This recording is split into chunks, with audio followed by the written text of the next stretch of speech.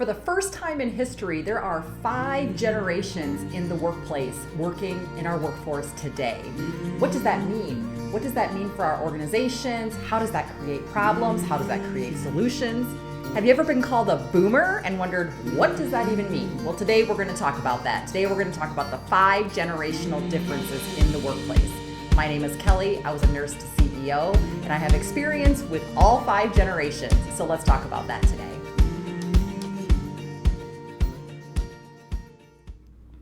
First of all, what are the 5 generational differences and what are the 5 generations? Number 1, traditionalists. They are born between 1925 to 1945, and they make up about 2% of our workforce.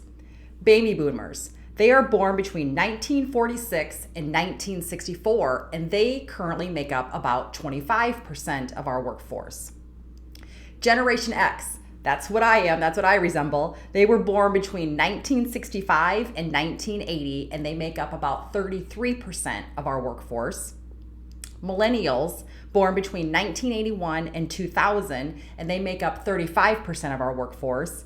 And then finally, there are Gen Zs, Generation Z, born between 2001 and 2020, and they make up about 5% of our workforce. So what does this mean? How does the generation gaps or diversity in our workforce impact us? Experience with those that are in the higher generations, like the traditionalists, the baby boomers and Gen X, have more experience. They're used to relating to others. But that can cause problems in our new technology world that, frankly, our millennials and Generation Z have more experience in and have more adaptability and ways to maybe come up with solutions that older generations haven't thought of. So how do we blend that together to get the best outcome? First, we have to really understand what specifically are the generation differences. Now, keep in mind, these generation differences aren't necessarily every single person, right? It's more of a generational type that we see mainly or historically that have been studied. So keep that in mind as well. According to Purdue University, who did a study on the 5 generations, they talk about traditionalists, again, born between 1925 to 1945. They're dependable, they're loyal. They were shaped by the Great Depression. They were shaped by World War II and, frankly, the radio. So they're motivated by respect and recognition and long-term value in the company because that's what they were used to. Their communication style, they weren't born with technology, right? That wasn't their world when they were working through their main working years. So they prefer personal touch. They prefer face-to-face. They prefer the telephone. Their world view on workforce is basically age equals seniority, that you have to work through the hierarchy to get to positions. That's their world view. And employers really need to remain stable. They really value stability and interaction. And so that is a way to continue with that workforce and feeling valued in the workplace. Baby boomers, born between 1946 to 1964, which makes up about 25% of our workforce, according to Purdue University, they plan to work past age 65, which is unusual. About 65% of them plan to work past age 65. 10,000 baby boomers a day retire. That also has an impact on many things like Medicare and our healthcare, right, within the workforce. They're considered more of a workaholic, team-oriented. They really like relationships. They were shaped by the Vietnam War, the Civil Rights Movement, the Watergate issue. They're motivated by company loyalty, teamwork, and a sense of duty. Their communication styles, again, they really prefer more phone calls, face-to-face, although email has also become a communication style that baby boomers have adapted to pretty well. Their world view comes after paying one's dues, meaning you got to sacrifice to get success. And that was how their viewpoint on how they feel hierarchy should occur. And employers need to really give them specific goals and deadlines, put them in mentoring roles, put them in coaching roles, because their experience really adds value to all ages of the generation gap. Generation X, born between 1965 to 1980. Again, this is what I resemble. I am a Generation Xer, and that's about 33% of our workforce. Generation X actually will outnumber baby boomers by the year 2028, according to Purdue University. Generations kind of question leadership more. We're comfortable more so with technology than baby boomers and traditionalists, but it really was not part of our world in our grade school and college. It kind of came into the .com industry, the .com world, as we were more in the college and 20s era. So while we're more comfortable, we're still not completely comfortable, and I am one that definitely resembles that. We're shaped by the AIDS epidemic, the fall of the Berlin Wall, the .com boom. We're motivated by work-life balance, personal professional interests rather than company interests. And we also are motivated by diversity. Communication style, frankly, whatever is efficient. Whatever that, it may include phone calls and face-to-face, it may include email. And again, starting to get into that efficient way of getting it done communication. Our worldview, we favor diversity. We're quick to move on if our employers don't meet our needs, and somewhat resistant to change at times with that as well. Employers really need to work on immediate feedback, providing flexible work arrangements, work-life balance, and opportunity for personal development. That is something that Gen Xers really value. Millennials, born between 1981 and 2000, which I think is what we kind of hear more of, especially with that boomers, millennials. We tend to hear more about that, don't we, in our workforce? By 2025, millennials will comprise 75% of the global workforce. So definitely an area that we need to understand that communication. Civic-minded, open-minded, diversity, and very achievement-oriented. We hear that they really value goals and getting recognized for that achievement. They were shaped by the Columbine shootings, 9/11, and the internet. That really was part of their world and what they grew up in.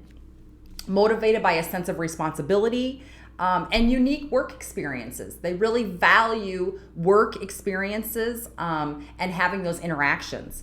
Communication styles are text, email, maybe instant messages is the preference. And they really seek challenges, growth, and opportunity. They really want a fun place to work.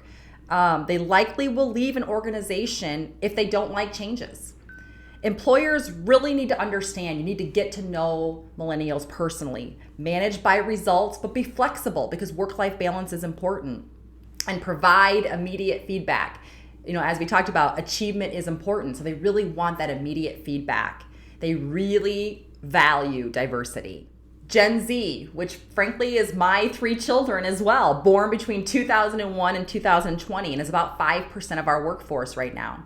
More global, more progressive, frankly a little bit less focused, shaped by life after 9/11, the Great Recession, access to technology at a very young age, the iPads, the smartphones. We were giving those to our toddlers and as they grew up, and so that really is a part of their natural world. Something we don't know yet is how COVID will impact this. Many Gen Zs had to go to remote school and remote learning, and so that really will shape their perceptions as they move into the workforce. And so that is still probably more of an unknown, but one thing that is starting to come through is they're more resilient. They're used to those changes because that really kind of rocked their world. It rocked everyone's world, but think about the age they were in and the growing and mental growth that was happening during COVID, during the Gen Z's generation. They really had to learn to be flexible and make do, and so they are becoming more resilient. Very motivated by diversity, individuality, and creativity. Communication styles probably won't be a surprise, but social media, they prefer apps, instant messages, texts, pretty much all technology. You don't hear anything about wanting them to pick up the phone, right? They self-identify as basically digital device addicts because again, it's been a part of their world since almost since they were born. They value that independence, They value new technologies. They will always think of the solution technology first. So think about that their solution is going to be what technology can fix this. Employers really need to understand that because of technology and because of remote school and things that they've learned, they really want to they're more self-directed. They really want to have more independence in the workforce. They want to have access to you and they want to have a relationship, but having a relationship sometimes can be remote. It might be on a camera, it might be on an app, it might be, through FaceTime or whatever that looks like. They value that because they understand that is how they communicated often with their friends and their family during these times. So why is this important? We want diverse generations in our workforce. Why does that matter? According to a 2019 study by the researchers at Walden University, they found that diverse teams, they outperform non-diverse teams. The decision-making, the innovation, the productivity, and the effectiveness comes from the different diversity methods that people think, that people come to conclusions on, and more importantly, get results on.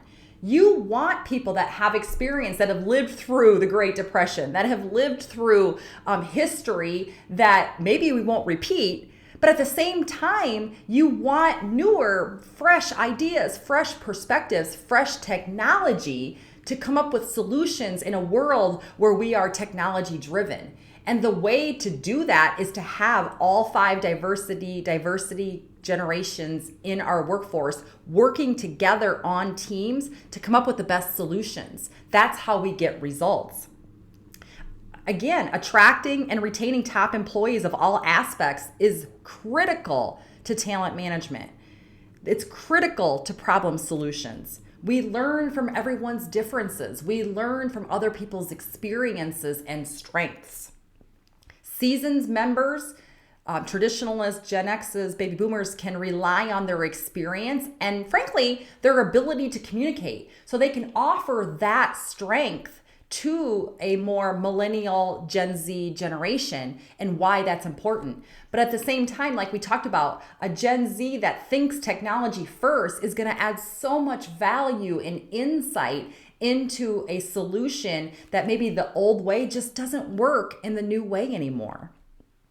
It gets problems solved, and that's what you want. That's what you want no matter what business or industry you are in. You want problem solvers, and so this is the best way to make that happen. It also can increase employee retention. We learn and we grow when we experience new things. And so with that actually can increase employees' engagement and employees' retention with the ultimate goal of working together as a team, which is all 5 generations in our current workforce. Hopefully this was helpful to you. Please leave a comment below on an experience that you've had with generations and maybe some discussion points that can help all of us. If you like this, please give me a like and subscribe. It really helps move my channel forward. And take a look at other videos to help you gain the best experience of your job and your career. Thanks.